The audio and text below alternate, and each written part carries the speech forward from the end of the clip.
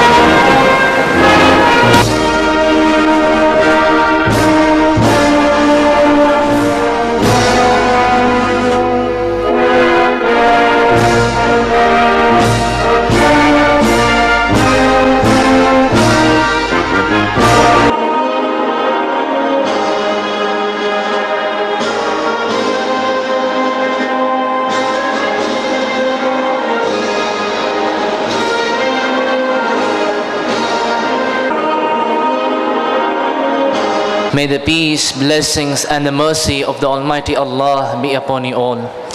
أعوذ بالله من الشيطان الرجيم بسم الله الرحمن الرحيم وعنده مفاتح الغيب لا يعلمها إلا هو ويعلم ما في البر والبحر وما تسقط من ورقة إلا يعلمها ولا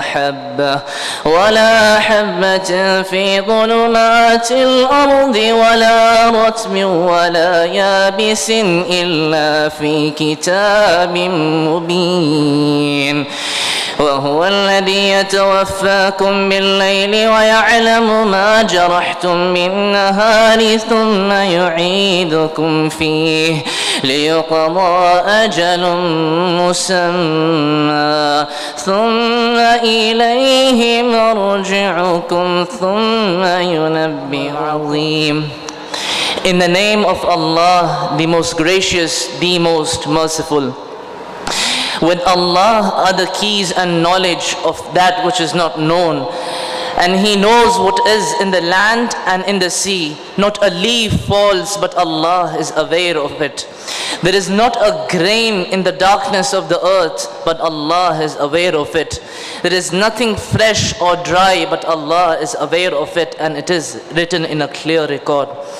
It is Allah who takes your souls by the night when you are asleep, and He has knowledge of every single thing that you have done by the day. And then He raises you up again for a term appointed. And unto Allah is our final return, and He will inform us of our deeds and that which we used to do. Sadaqallahu al-Azim. I request the Vice Chancellor of Yenapoya Deemed to be University to present a sapling to the Honorable Chief Guest of today's ceremony, Dr. C.N. Ashwath Narayan, the Deputy Chief Minister of Karnataka, and Honorable Minister of Higher Education, Medical Education, Science and Technology, IT and BT, Government of Karnataka. I also request the Honorable Vice Chancellor to present the sapling to the Chancellor.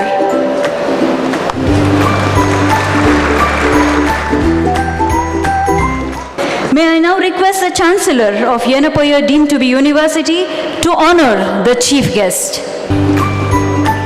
May I now request the Chancellor of Yenapoya Deemed to be University to declare today's 9th convocation ceremony open. Pursuant to the recommendation made by the Academic Council to the Board of Management that the respective degrees, diplomas be conferred upon those who have qualified themselves for the same, and pursuant to the decision of the Board of Management to hold the convocation ceremony for conferring degrees, diplomas on those in person, in absentia, this convocation of Yenapaya deemed to be university is hereby convened. Thank you, sir. Organizing the cultural events in his locality as a young boy, hosting fests in the college, as a student rallying for stipend for medical interns, as a young doctor, to the starting of an institution dedicated to imparting quality training in nursing and Ayurvedic medicine, the man has always been a mission to make a difference and serve the society at large. In Magadi, where he was born, or Shimoga, where he was home to him during his formative years, and even at Kasturba Medical College, where he passed out from, they will all tell you how he has always been a people's person. Entering the political fray through the Malleshwaram constituency, he won by a huge margin in 2008 state legislature election, and since then there has been no looking back for him. Dr. Ashwath Narayan's pro-people health, education and economic initiatives have kept him on the top of the game. Specialty healthcare centers for senior citizens, top-class solid waste management system, open gym, high-tech sports grounds, modernized Dobie Guard, free education scholarships, public-private partnerships to up the standard of education in government schools, effective water and crime management systems, and an online citizen portal to effectively address the matter of concern. Dr. Ashwath Narayan's list of accomplishments as an MLA is filled with many such pro-people activities, and these contributions have earned him a respectable position in the lives of the people, cutting across age, class and religion barriers. His dedication, focus, determination, farsightedness and fairness have won him fans in just not the younger generation, but also the leaders cutting across party affiliations. We heartily welcome you, sir. Hemant Raj, he is the Executive Vice Chairman, Cancer Institute, Adayar, Chennai. He passed his MBBS and MS General Surgery from Stanley Medical College. He did his MCH Surgical Oncology from Cancer Institute, Adayar, and PhD from University of Madras on the topic of advanced breast cancer. He has also undergone training in medical application of laser in Munich, Germany. He had WHO fellowship on cancer control at many centers in Europe, North America and Hong Kong in 1988, and UICC fellowship on gastric cancer in Japan. He has 21 publications and 4 book chapters and 9 presentations in international conference alone. He is the adjunct professor of Tamil Nadu Dr. MGR Medical University, Chennai, past president of Indian Society of Oncology, past president of Indian Association of Surgical Oncology, and Lifetime Achievement Award from Tamil Nadu Dr. MGR Medical University, Chennai. The past positions include Senior Consultant Surgical Oncology, Apollo Specialty Hospital, and Southern Railway Headquarters Hospital, Chennai. We heartily welcome you, sir. The university feels honored and privileged to confer the honoris causa to Professor Dr. Syed Hasnain, who is the Vice Chancellor of Jamia Ahmad University, Delhi. He is a Padma Shri awardee and recipient of Germany's highest civilian award. Professor Hasnain, he is a globally acclaimed scientist, an institution builder, policy maker, and an administrator. Professor Hasnain is recipient of many prestigious awards from India and abroad. We welcome you, sir. Our beloved Chancellor of the University, Mr. Abdullah Kuni, does not require any formal introduction. He is a well-known philanthropist, an entrepreneur of repute, and above all, a kind and benevolent human being. His initiatives right from the beginning have resulted in enormous development of this region. His concern for the poor and the needy and the minority communities have been immensely recognized. Being the recipient of several awards, he remains as a very simple, humble and approachable human being. His passion for helping the minority communities has truly uplifted their status both in terms of education and healthcare. Sir, we are extremely honored to welcome you. I also deem it a privilege to welcome the members of the Board of Management, IAE trustees, members of Academic Council, statutory officers of the university, deans of the faculties, graduating students and their proud parents, esteemed invitees, staff and students of NAPR deemed to be university. Before concluding, let me welcome the press and the visual media who have always supported the university in all our ventures. My dear students, today is certainly a historic moment for the university and especially in the lives of all students who are receiving their degrees and awards. Congratulations. This is also an occasion for us to introspect the course of our journey, pause for a moment and to reflect from where we started, where we are today and where we aspire to be tomorrow. I also congratulate the proud parents whose role in the success of their children is far larger than the children usually believe at this juncture of their lives. Our wholehearted appreciation is also due to the faculty, staff and the management of this great institution that have aided in shaping your education, thoughts, values and career ahead. My experience prompts me to say, today's achievement may fade or even forgotten. The applause and appreciation may become a distant memory. Your certificates and medals may gather dust on the shelf or displayed on the wall, but you all will always be remembered for caring enough, for helping someone, for making someone feel special and appreciated, and touching the lives of those who are in need. Focus on your dreams, be prepared to take calculated risks, and do not get deterred by the failures. Such thing as a failure. Strive to realize your fullest potential. Dear students, Ronnie Oldham, a well-known, has rightly said, and I quote, "Excellence is the result of caring more than others think is wise, risking more others think as safe, dreaming more than others think is practical, and expecting more than others think is possible." I am sure each one of you will leave your unique footprints of excellence. Due to the paucity of time, I will make my report about the university very brief. NAPR University is deemed to be university recognized by the University Grants Commission, Government of India under Section 3A of the University Act. It is accredited by National Accreditation Assessment Council, that's NAC, with grade A and is ranked 95 in the NIRF rankings in the country. A Padma Shri awardee, Professor Syed Ehtesham Hasnain, received his PhD from the Jawaharlal Nehru University.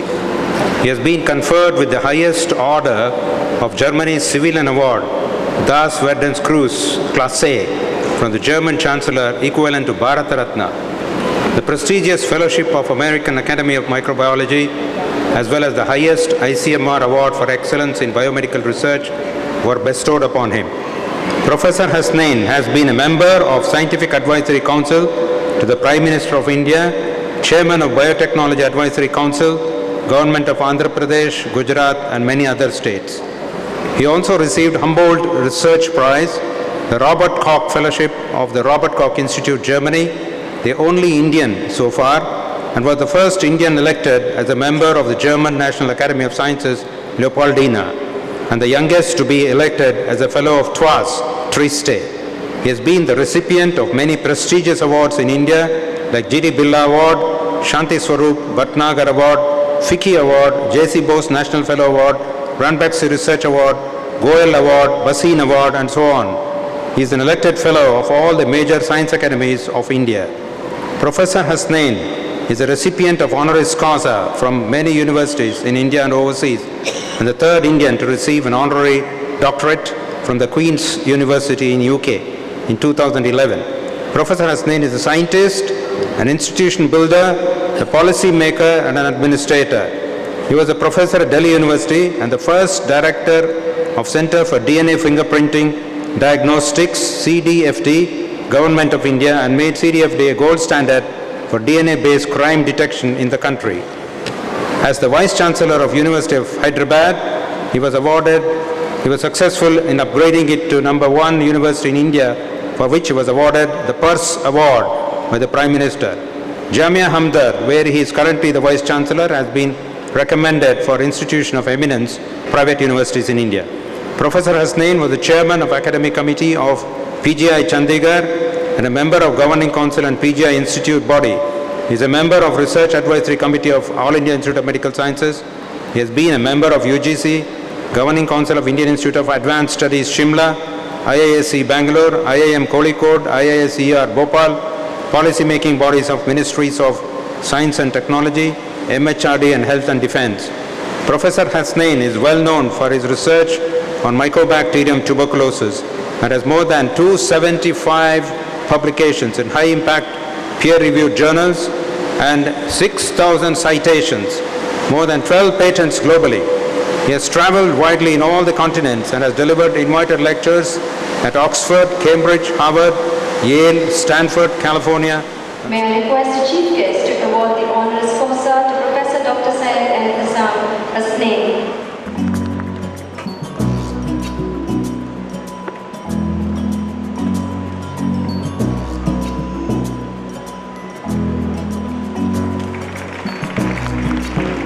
Ehtisham Hasnain to respond to the honoris causa.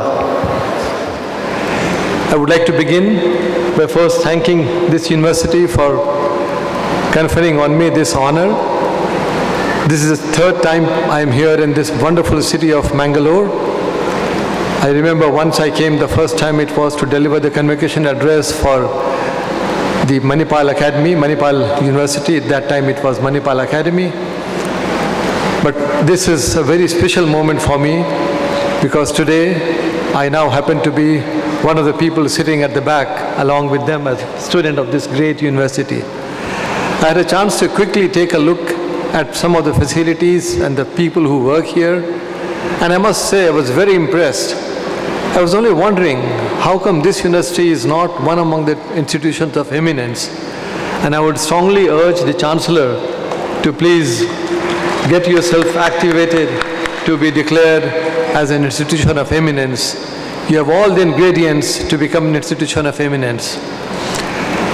It's been a pleasure. Friends, we are living in a very difficult and a different world today. We are moving from being a human being to more like a robo. Everything is digital now. Some of the basic tenets of a society are being questioned because of advances in life sciences, in biological sciences and biomedicine. Today, we all thought until today that we are we because 50% of my DNA comes from my mother, 50% comes from my father. It is partly correct. I'm saying partly correct. It may come as a shock to you, but the fact is more than 10 times the DNA that we inherit from our father and mother comes from the bacteria that live in our body. And these bacteria, which are known as microbiome, also have a role to play in almost everything. This morning I was reading a news in Nature that said even our ability to respond to a pain is determined by the microbial flora that lives in our upper gut. So almost everything is now believed to be regulated directly or indirectly by the DNA that comes from the gut flora, the gut microbiome. Not only that, with the world that we live in, the foundations of society are also being questioned today. All of us believe in one which we all say, mother is a fact. She is my mother because somebody saw me being delivered from her womb in the hospital. So I call her as a mother. So mother is a fact, father is a belief. I believe that he is my father because my mother is telling me that he is my father. This is a belief. This is the basic foundation of the human society on which the society has been resting for millennia together. But in the world that we're living today, this basic foundation is being questioned. You may have been born not to one mother, but to two mothers at the same time contributing the DNA. You may have been born to an entirely different mother who does not even have contribute to your DNA at all. So this is the era that we are living in. This is the age that we are living in. Today, we are living in a very digital world. Tomorrow's computers will be very different from what today is. And today you must have seen even a child who is 1 year old starts looking at smartphones and starts playing and starts ordering. Sitting here, I can order a car or taxi. Without the taxi knowing where I am, it will know because I am calling from this place. The world's largest taxi owner, the Uber, you may think it may be having thousands and millions of taxis. No, it does not even own a single taxi. He owns an app. That app regulates and tells you where to go, what to do, when to go, and for a fraction of the money that is involved. And the best part is, we Indians have a role to play in many of the discoveries that's going around. People often say that Indian mind is perhaps we are not so good. I beg to differ. I believe Indian mind is the best mind in the world. I don't know of any other mind, having traveled everywhere, which is better than Indian mind. People may say Indian universities do not figure in the world ranking. For them, I will pose a counter question. If Indian institutions are not very good, why in the world do you take our students from IITs, from other institutions to be team leaders and to be chairmen and presidents of Stanford and Google and name the institutions? If you are not very good, why are you taking our students to head your best places? So friends, I would like to conclude by only making one small appeal to all my young colleagues who will graduate along with me. I will just narrate a small story. A child was flying a kite. The kite was going very high. The child was very happy. See that the kite has gone that far. And he kept on releasing more and more string, and the kite was flying. Finally, there was no more string left in the whatever you call that instrument. And the child was very unhappy. He says, "Dad, the kite is not flying anymore." He said, "You want it to fly more?" He said, "Yes, I would love it to fly more." So the dad just snapped the string. The kite flew still higher, and then the kite was lost. The child was very unhappy. He says, "Dad, I can't find the kite. The kite is lost." He said, "Friends, life is like that. When you grow higher in life, do not forget your roots. If you forget your roots, you will be lost. Care for your parents. Care for people who had cared for you to bring you to this level. Care for people who never bothered about who you are, what you are, and helped you. Don't forget your roots." So friends, as you move into a new era in your career, in your life, fly as high as you can, but don't forget your roots. Thank you so much once again for inviting me to be here. Thank you, sir, for the indeed thought-provoking and the mind-stirring response to the honoris causa. May I request the Chancellor to invite the guest of honor, Dr. Hemant Raj, Executive Vice Chairman of Cancer Institute, Adyar, to address the gathering. I thank the Vice Chancellor, Dr. Vijay Kumar, for having invited me to this occasion as guest of honor. I was discussing with my chairman, Dr. Shanta, about my visit here. She recollected with fond memories about her visit when she came here. I think it was the year 2012 for a similar occasion. Similarly, I also was very much impressed by when I went through the activities of this institute, various things like Center for Ethics, a rehabilitation facility for industrial fund victims and things like that. A lot of unique features this university has. Having said that, I would like to touch upon one or two topics which I have in mind, and then I would like to give an inspiring example. Probably I'll spend more time on the example. Two things matters more for you in your life in the present situation. One is planning your career, and other one is ethics. When it comes to planning your career, I believe in this slogan, my career is my choice. You have to think, contemplate, and then finally take a decision, taking into account your strengths and weaknesses and what your final goal is going to be. It has to be your decision. And then my school motto comes here to my mind, which says, plan your work and then work your plan. You can achieve what your goal by putting in an analytical hard work, not a blind hard work. What I mean by an analytical hard work is, if you have an entrance examination, a NEET examination, or whatever may be an interview, you should know how the questions are generally set, what is the breakdown of the subjects in which the questions are framed, and things like that, and plan your activity for the particular entrance exam or the exam or that interview. You will succeed. Blind hard work doesn't help. You have to make your parents and your teachers proud of your profession. The best Guru Dakshina you can give your teachers is you achieving very high goals. We all feel proud at the institute to say all our alumni now are across the country, from Kashmir to Kerala. They are heading large cancer centers as directors and heads of departments. So that gives us a lot of pride.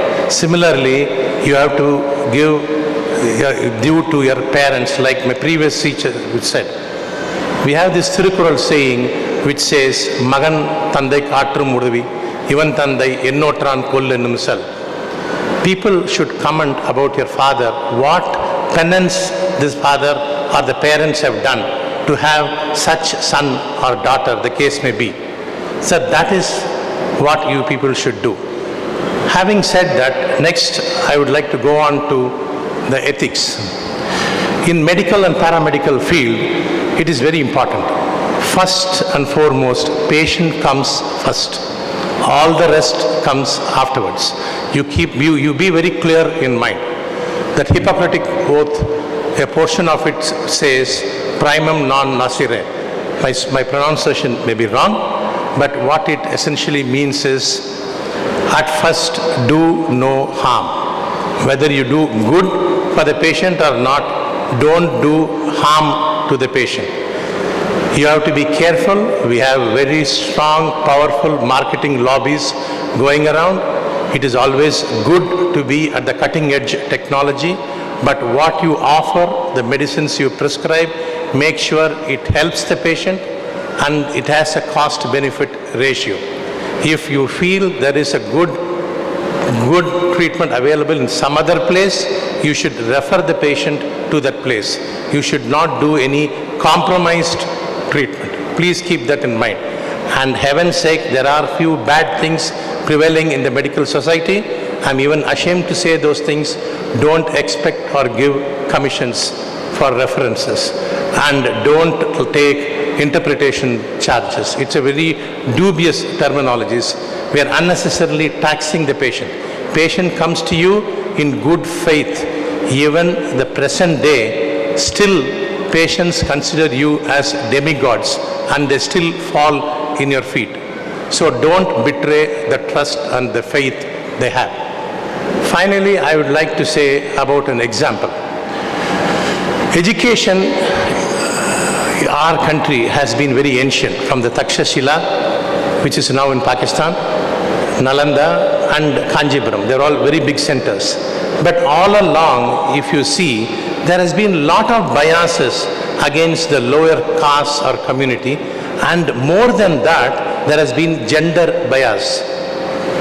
You will find all along, across all religions, across all countries, women were not given the due in education.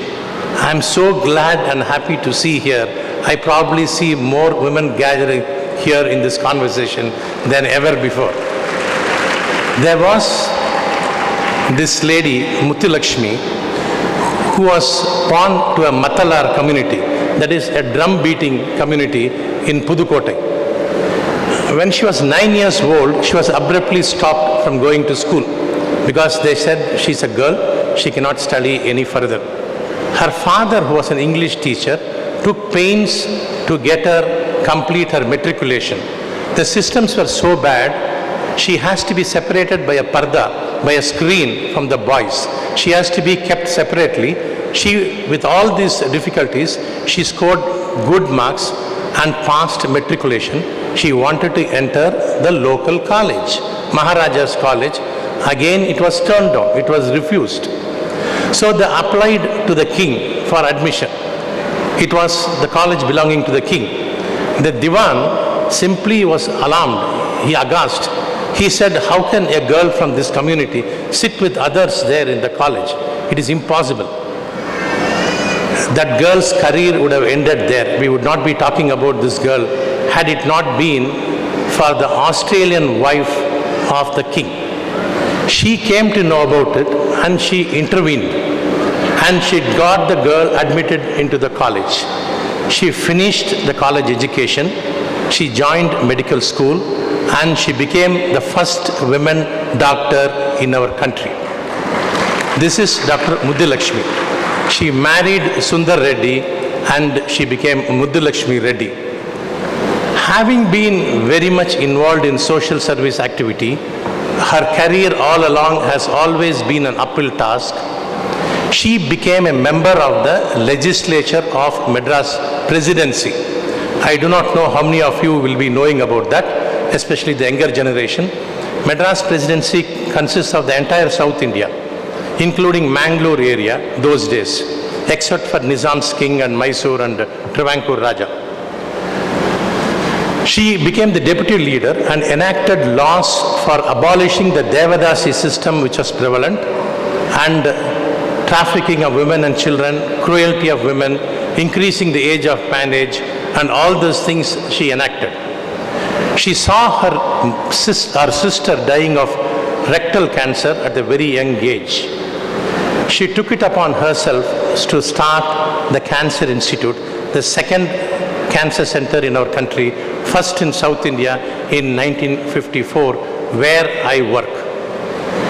Having abolished the Devadasi system, it resulted in a lot of women being unemployed and children being orphanage.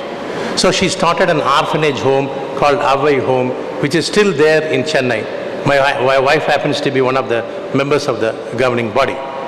She represented the Indian women in the third roundtable conference in Britain along with Mahatma Gandhi, and also she represented the Indian women in the International Forum for Women in Chicago.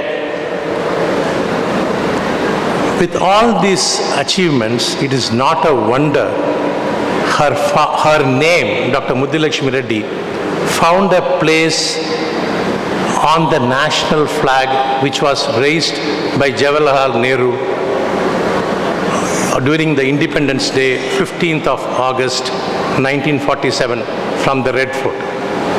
A girl from a Matalar community can achieve so much in life. I am sure all of you are much more better than her. I am sure you people can achieve and make our country from so-called developing country into a developed country. We should all leave this world as a better place than when we came into it. Once again, I congratulate all the graduates. I wish all of you a very successful career and a very happy personal life. I thank Dr. Vijay Kumar once again. Happy Diwali to everybody. Thank you. Thank you, sir, for the lofty thoughts you shared with us. I request the Chancellor to invite the Honorable Chief Guest to deliver the address on the occasion of the 9th convocation of Yenapoya deemed to be University.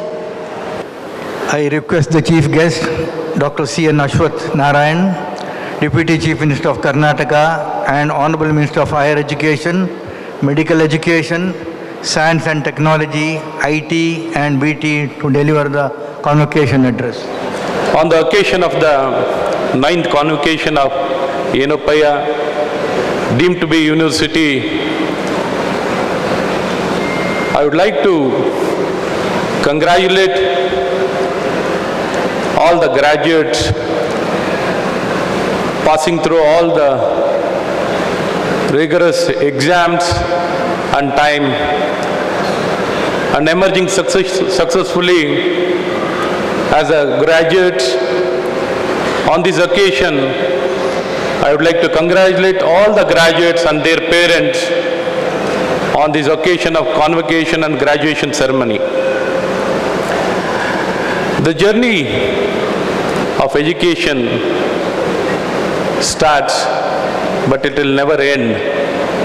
The process of learning goes on, but many of us will think with the conferring of the degree, our journey stops. But the actual beginning starts from here. And we'll be moving from the protected environment to unprotected environment and to real life situations. Facing a lot of challenges in the life. With regard to the various challenges, which line to pursue, profession, and a lot of challenges with regard to the profession, and regarding the patience and the challenges to bear with the situations, it becomes really challenging mentally. The kind of pressure we undergo, the stress we undergo will cause us a lot of agony and stress. At this juncture, I call upon my young friends, don't get disheartened. Prepare yourself for the lot of challenges, and it's a journey you need to enjoy. You'll get success and failure hand in hand. It's nothing like that. It's a only path of roses. There will not be any challenges. There will be a lot of challenges. We need to enjoy and face all these challenges and emerge successfully to contribute to the society whatever we have learnt so far for the betterment of the humankind and the entire nature. This is the opportunity to give back. That's the main purpose, all of us gain knowledge. We have been provided with the knowledge to gain knowledge, to address the challenges of the society. We should be part of the solution and make sure the world will be a better place to live. That should be the main motto. We need not have to run behind just the success. Success will come behind us. We need to have a clarity what we need to do, and the purpose should be very much clear. Once the purpose is very clear, our journey will be defined. So we, all of you, I call upon all my young friends to have a clarity and purpose. Do your best, give your best to the society, because society has given us everything, and it is our duty to give back to the society.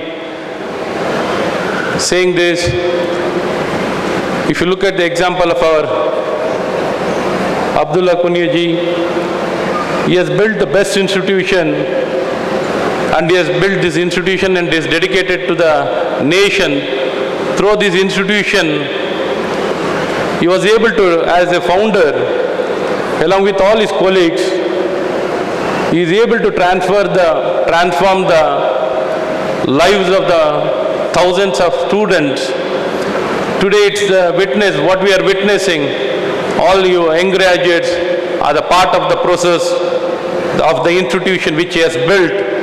This institution has made a big difference in our society, and it has reached out to the every section of society without discrimination, caste, creed and religion. I congratulate Abdullah Sahab for building the best institution. Over the years, I have seen the journey, how the Yenopaya institution started the journey. From the very beginning till now, I have seen the journey. They have built over the years and added each year, each day, each movement they've added for the development of this institution. This institution has now got the recognition across the world, and this recognition has made a big difference for the student to pass out of this institution, because the label which we carry along with us from the institution where we pass is very, very important, because that gives us the identity. We have spent our best part of our lives in this institution. So the institution has given us everything. We should never forget this institution. We should never forget our parents and our friends and our well-wishers who are responsible for our success. I think we should always recall, we should give the due regards to them for our success in our life. Saying these few words, I call upon the youngsters to get ready for the changing scenario, dynamics, ever-changing scenario because of the lot of emerging technologies. We need to gear up with the changing technology and emergence of the breakthrough technologies. The way we function, the way we do things is being changing a lot. So we need to gear up for all these challenges.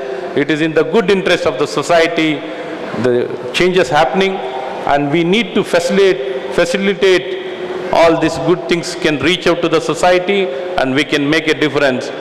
I am here as a Minister of Higher Education with all the responsibility to make sure that we'll be in the process of facilitating all the changes, good things which can make a difference and which can build a better future of our students and our society, and so that we can compete with all the nations, with all the people, and we should be the best across the world and in the society. The education is a main asset of which we carry along with us. That can only define us, that can define our life, that can define our society and our nation. So in this process, knowledge is very important. It is a knowledge-driven economy, knowledge-driven society. So with all this, I would like to conclude my speech saying that all of us have to join together and make sure the best possible education is provided to all the youngsters so that they can build a strong nation. Thank you one and all. I thank all the organizers. Chancellor Sir, I present to you candidates of the Faculty of Dentistry who have been examined and found qualified for the award of PhD, postgraduate degree and undergraduate degree of Abbakka deemed to be university. Pursuant to the decision of the Board of Management to accept the recommendation made by the Academic Council to confer the degrees, I pray that these candidates may be admitted to the respective degrees. On behalf of those who have been permitted to receive their degree in absentia, I pray that they may also be admitted thereto. The Dean of Faculty of Medicine will now present the candidates. Chancellor Sir, I present to you candidates of the Faculty of Medicine who have been examined and found qualified for the award of PhD, postgraduate degree, postgraduate diploma of Abbakka deemed to be university, pursuant to the decision of the Board of Management to accept the recommendation made by the Academic Council to confer the degrees diplomas. I pray that these candidates may be admitted to the respective degree diplomas. On behalf of those who have been permitted to receive their degree diploma in absentia, I pray that they also may be admitted. Thank you, sir. The Dean of Faculty of Nursing will now present the candidates. Chancellor Sir, I present to you the candidates of Faculty of Nursing who have been examined and found qualified for the award of PhD, postgraduate degree and undergraduate degree of Abbakka deemed to be university. Pursuant to the decision of Board of Management to accept the recommendations made by the Academic Council to confer the degrees, I pray that these candidates may be admitted to the respective degrees. On behalf of those who have been permitted to receive their degrees in absentia, I pray that they also may be admitted thereto. Thank you, ma'am. I request the Dean of Faculty of Allied Health and Basic Science to present the candidates. Chancellor Sir, I present you the candidate of the Faculty of Allied Health and Basic Sciences who have been examined and found qualified to be the award of PhD, postgraduate degree and undergraduate degree of Yenapaya deemed to be university. Pursuant to the decision of Board of Management to accept the recommendation made by Academic Council to confer the degrees, I pray that these candidates may be admitted to their respective degrees. On behalf of those who have been permitted to receive their degrees in absentia, I pray that they also may be admitted thereto. Thank you. Thank you, sir. I request the Chancellor of Yenapur deemed to be university to confer the degrees on the candidates. Capacity as Chancellor of this university, I hereby grant the request made by the Deans of Faculties of Dentistry, Medicine, Nursing and Allied Health and Basic Sciences to confer upon the graduates the degrees and diplomas in person and in absentia.